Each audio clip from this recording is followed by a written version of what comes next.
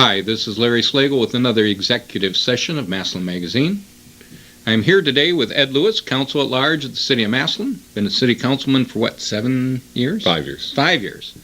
How you doing, Ed? I'm doing well. Yourself? I'm pretty good. It's been kind of a strange week, but I'm happy to be here. Good. Being on the nice camera and talking to nice folks. So, you are chairman of which committee? Finance Committee. Which is why you're here. I guess so, yeah.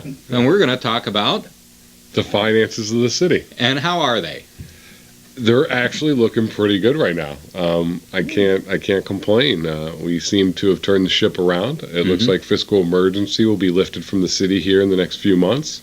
So that's a great sign. And what does that mean for the citizens of Massillon? Really, it just means that the oversight committee that has been involved with the city for about 4 years now no longer will be operating. And so we will have all the restraints that come along with that relieved, and we'll be able to operate just as any other municipality in the state of Ohio. Well, that's good, except I was talking about what's it mean to have money. Oh, it means that we're able to start doing the projects that we've all been wanting to see. One of the big things that we're starting to see is our road repair. And part of that's because of the levy that was passed last year. Okay. We're hoping that in March we'll be able to put out to bid our first set of roads so that we'll be able to have them repaired over the summer, along with the completion of last year's project, which weather, the seasons did not allow us to complete. So you should see somewhere in the ballpark of around $1.5 million worth of road repair this summer. And in comparison to what we've had done in the last 5 years while you've been on council, how does that correlate? Considering other than 2016, where we had almost $2 million done, we didn't really have anything unless it was state-funded repair. The other thing we're doing is catch basins as well. Okay. We just doubled. We normally spend around $250,000 a year on catch basins. This year we'll be spending $500,000 on catch basins. And this is not something that is just unique to 2017 now, is it? No, this is something that I think we can see going forward. Okay.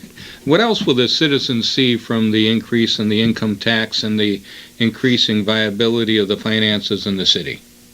Well, it'll allow us to research and look into other needs and meet the needs of the citizens. You know, the initial thing is to get all the capital improvements done. And when we say capital improvements, not only is that roads, but we are buying some new vehicles for our police department, our fire department, our building department. We have some plow trucks that have been purchased, what's called a hot box, which allows us to keep our asphalt hot when we're doing road repairs, so that when we don't have the ability to repave a road right away, but we have to fix a pothole or something, we're able to use hot asphalt. It's going to give us a cold. better, exactly. It'll give us a better lay and stay better. Because that cold, I think, lasted maybe 5 minutes. Yeah, maybe sometimes 6.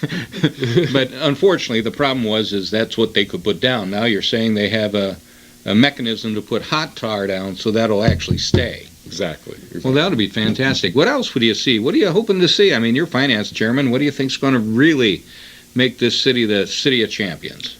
Well, I'm looking personally to make sure that we are able to have a rainy day fund. We've already started one at about $300,000, so I'm looking to see that grow a little bit. That way, if we do see an economic downturn in the next few years, it's not as devastating. We have a little bit to dip into and keep us going. I'm looking at us trying to start game planning for future needs instead of being reactionary, try to be a little bit more proactive. And that's going to take us maybe doing some hires of I would like to see some EMS workers brought on board.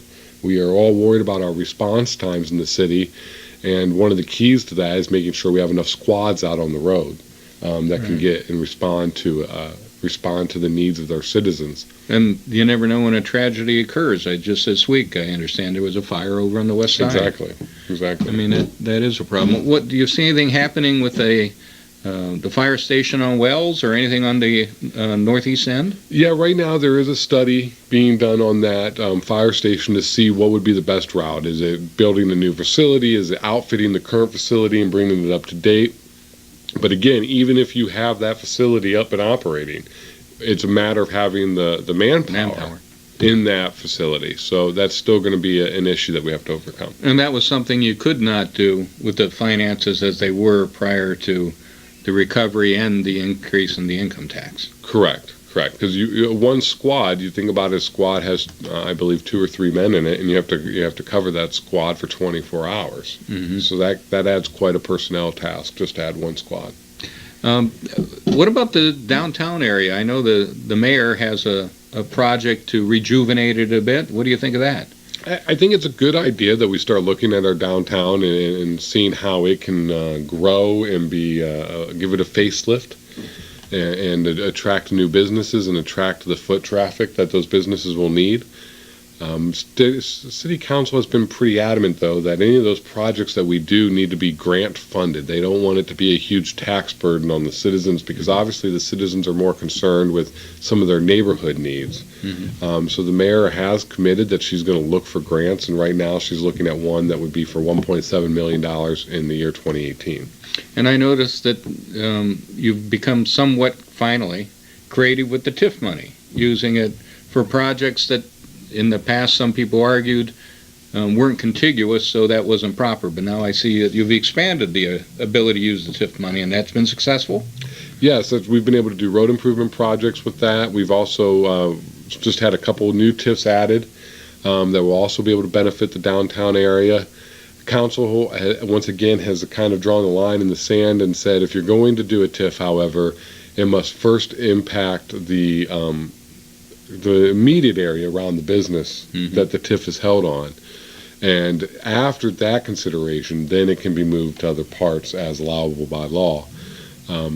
We also want to try to be respectful of schools, so we've asked that when we do have TIFs being considered before council, that we are given more time moving forward so that we can work with the schools and not come a counter agent to the schools. Well, how are the schools affected by a TIF?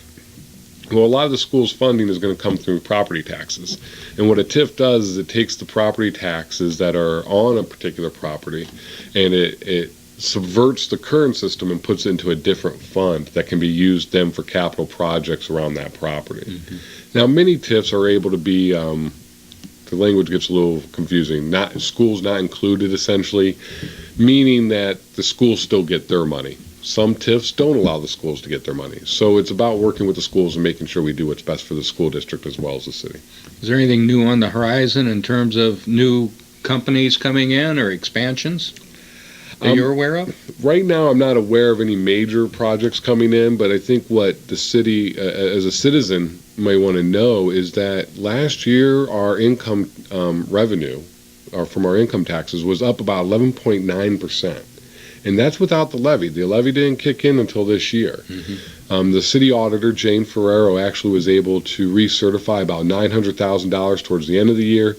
And then again, as we turned into 2017, she was able to recertify about $1 million. Now, what that means to the citizens is at the beginning of the year, she said she expected this X amount of money to come in. Right. And by the end of the year, altogether, we brought in almost $2 million more than what was expected. And how did the city use that money? Well, a large part of it went to those capital projects that I just mentioned. That original $900,000. The second $1 million that she was able to recertify came into our carryover, which is about a $3.3 million carryover. Wow. So it does sound pretty promising. It looks good. Now, we're excited, but we're still cautious. Well, you always have to keep that little anchor out so you don't get carried away. Exactly.